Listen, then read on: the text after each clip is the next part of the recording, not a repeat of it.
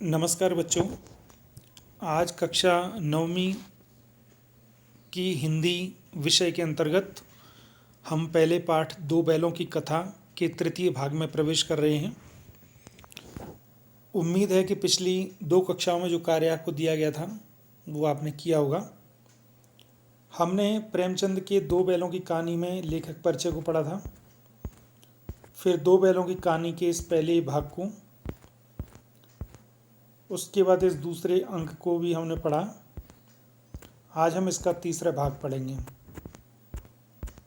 तीसरा और चौथा दोनों भाग पढ़ेंगे आज, जो तीसरा भाग छोटा है।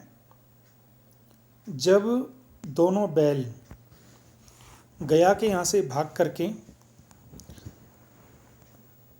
आ गए तो उसके बाद की स्थिति इसमें है। देखिए, अरे यह क्या, कोई सांड डोंकता हुआ चला आ रहा है। डोंकता हुआ मतलब प्रहार करता हुआ। हाँ, सांड ही है। वह सामने पहुंचा। दोनों मित्र बगलें झांक रहे हैं। सांड पूरा हाथी है। उससे भिड़ना जान से हाथ धोना है, लेकिन न भिड़ने पर भी जान बचती नहीं नजर आती। इन्हीं की तरफ आ भी रहा है। कितनी भयंकर सूरत है। मोती ने मूक भाषा में कहा। मूक भाषा मतलब गूंगी भाषा में, मतलब चुप आवाज में बिन बोले बोला, बुरे फंसे, जान बचेगी? कोई उपाय सोचो। हीरा ने चिंतित स्वर में कहा, अपने घमंड में भूला हुआ है। आरजू विनती नहीं सुनेगा, भाग क्यों न चलें। अब देखिए, चिंतित स्वर, स्वर कैसा? चिंतित। तो जिसके बारे में बताते हैं वो विशेष्य होता है, तो स्वर विशेष्य हुआ, और उसकी जो विशेषता है वो चिंतित, वो विशेषण हुआ। भागना कायरता है तो फिर यहीं मरो। बंदा तो 9-2-11 होता है, और जो दौड़ाए तो फिर कोई उपाय सोचो जल्द। उपाय यही है कि उस पर दोनों जने एक साथ चोट करें। दोनों जने, हम दोनों मतलब हीरा और मोती। मैं आगे से रगे देता हूँ, तुम पीछे से रगे दो। दोहरी मार पड़ेगी तो भाग खड़ा होगा। रगेदना मतलब धक्का देना। मेरी ओर झपटें, तुम बगल से उसके पेट में सींग घुसेड़ देना। जान जोखिम है, पर दूसरा उपाय नहीं है। अब देखिए, घुसेड़ देना, ये शब्द कैसा शब्द है? देशज शब्द है, क्योंकि ये ग्रामीण इलाकों में बोला जाता है। दोनों मित्र जान हथेलियों पर लेकर लपके। सांड को भी संगठित शत्रुओं से लड़ने का तजर्बा न था। वह तो एक शत्रु से मल्ल युद्ध करने का आदी था, अभ्यस्त था। ज्यों ही हीरा पर झपटा, मोती ने पीछे से दौड़ाया। सांड उसकी तरफ मुड़ा तो हीरे ने रगेदा। सांड चाहता था कि एक एक करके दोनों को गिरा ले, पर ये दोनों भी उस्ताद थे, उसे वह अवसर न देते थे। एक बार सांड झल्लाकर हीरा का अंत कर देने के लिए चला कि मोती ने बगल से आकर पेट में सींग भोंक दिया, घुसा दिया। सांड क्रोध में आकर पीछे फिरा तो हीरा ने दूसरे पहलू में सींग चुबा दिया। आखिर बेचारा जख्मी होकर भागा, और दोनों मित्रों ने दूर तक उसका पीछा किया, यहाँ तक कि सांड बेदम होकर गिर पड़ा। बेदम, बिना दम के। अब इसमें मूल शब्द है दम, और बे इसमें उपसर्ग है। तब दोनों ने उसे छोड़ दिया। दोनों मित्र विजय के नशे में झूमते चले जाते थे। मोती ने अपनी सांकेतिक भाषा में कहा, मेरा जी तो चाहता था कि बच्चा को मार ही डालूं। हीरा ने तिरस्कार किया, गिरे हुए वैरी पर सींग न चलाना चाहिए। वैरी, दुश्मन, यह सब ढोंग है। बैरी को ऐसा मारना चाहिए कि फिर न उठें। अब घर कैसे पहुंचेंगे वह सोचो, पहले कुछ खा लें तो सोचें। सामने मटर का खेत था ही। मोती उसमें घुस गया। हीरा मना करता रहा, पर उसने एक न सुनी।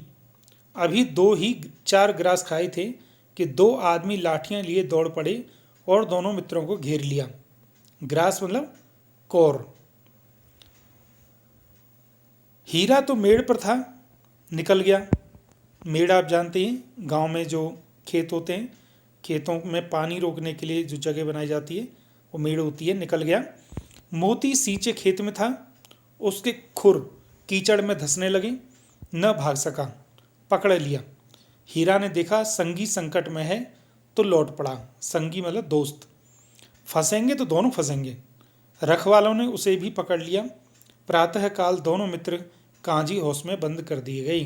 कांजी हाउस मतलब पशुशाला, जहाँ पर जानवरों को रखा जाता है। चौथा अंक, दोनों मित्रों को जीवन में पहली बार ऐसा साविका पड़ा, ऐसा मतलब समय पड़ा, ऐसा अवसर पड़ा, ऐसा मौका पड़ा कि सारा दिन बीत गया और खाने को एक तिनका भी न मिला। समझ ही में ना आता था यह कैसा स्वामी है। इससे तो गया फिर भी अच्छा था। यहाँ कई भैंसें थीं, कई बकरियाँ, कई घोड़े, कई गधे, पर किसी के सामने चारा न था। सब जमीन पर मुर्दों की तरह पड़े थे। कई तो इतने कमजोर हो गए थे कि खड़े भी न हो सकते थे। सारा दिन दोनों मित्र फाटक की ओर टकटकी लगाए देखते रहते थे, पर कुछ चारा लेकर आता न दिखाई दिया। तब दोनों ने दीवार की नमकीन मिट्टी चाटनी शुरू कर दी, पर इससे क्या तृप्ति मिलती? तृप्ति, संतुष्टि। रात को भी जब कुछ भोजन न मिला तो हीरा के दिल में विद्रोह की ज्वाला दहक उठी। ज्वाला आग, दहकना, जलना। मोती से बोला, अब तो नहीं रहा जाता मोती। मोती ने सिर लटकाए जवाब दिया, मुझे तो मालूम होता है प्राण निकल रहे हैं। इतनी जल्द हिम्मत न हारो भाई, यहाँ से भागने का कोई उपाय निकालना चाहिए। आओ दीवार तोड़ डालें। मुझसे तो अब कुछ नहीं होगा। बस इसी बूते पर अकड़ते थे। बूते मतलब हिम्मत। सारी अकड़ निकल गई। बाड़े की दीवार कच्ची थी। बाड़ा मतलब आंगन, जहाँ पर पशुओं को रखा गया था। बाड़े की दीवार कच्ची थी। हीरा मजबूत तो था ही, अपने नुकीले सींग दीवार में गड़ा दिए और जोर मारा तो मिट्टी का एक चिप्पड़ निकल आया। चिप्पड़, परत। फिर तो उसका साहस बढ़ा। उसने दौड़ दौड़ कर दीवार पर चोटें की और हर चोट में थोड़ी थोड़ी मिट्टी गिराने लगा।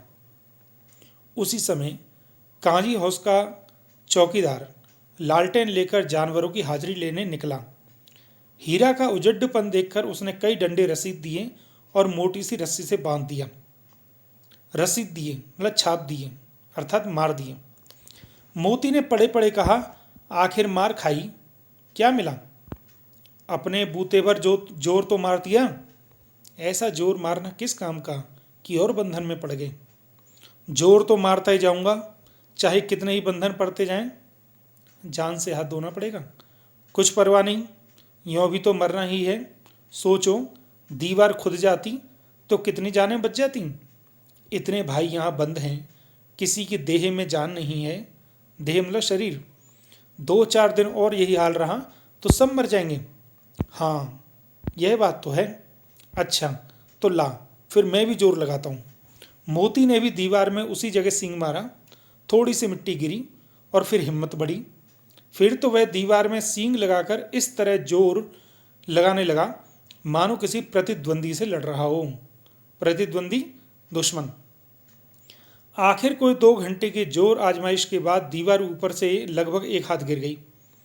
उसने दूनी शक्ति से दूसरा धक्का मारा तो आधी दीवार गिर पड़ी। दीवार का गिरना था कि अधमरे से पड़े हुए सभी जानवर चेत उठे, सावधान हो गए। तीनों घोड़ियां सरपट भाग निकली, फिर बकरियां निकली, इसके बाद भैंसें भी खिसक गईं, पर गधे अभी तक ज्यों के त्यों खड़े थे। हीरा ने पूछा, तुम दोनों क्यों नहीं भाग जाते? एक गधे ने कहा, जो कहीं फिर पकड़ लिए जाए तो क्या हरज है, अभी तो भागने का अवसर है। हमें तो डर लगता है, हम यहीं पड़े रहेंगे। अब यहाँ पर गधे के स्वभाव को दिखाया गया है कि वो बिल्कुल भी अपने दिमाग को लगाता नहीं है, वो सोचता नहीं है। आधी रात से ऊपर जा चुकी थी।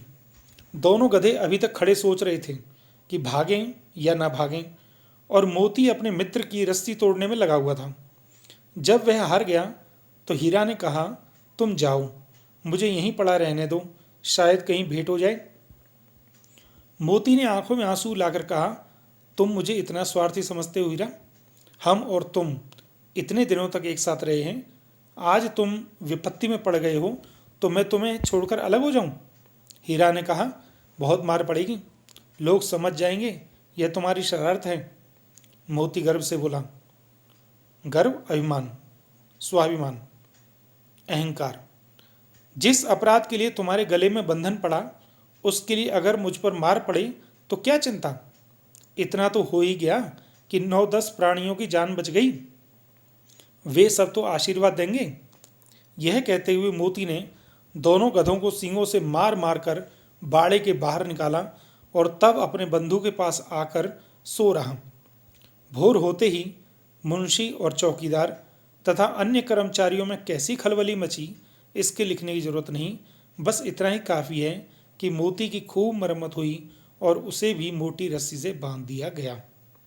अब 5वां अंक हम अगली कक्षा में पढ़ेंगे। उम्मीद है आपको यह अंश तीसरा और चौथा समझ में आया होगा। आप कठिन शब्दों को उत्तर पुस्तिका में लिख लें और 10 शब्द ऐसे लिखें जिनमें विशेषण और विशेष्य हों, और 5 शब्द ऐसे लिखें जो उपसर्ग वाले हों, उनमें मूल शब्द और उपसर्ग को अलग अलग करके लिखेंगे। मुझे उम्मीद है आपको आज की कक्षा अच्छी लगी होगी और आपको समझ में भी आएगी।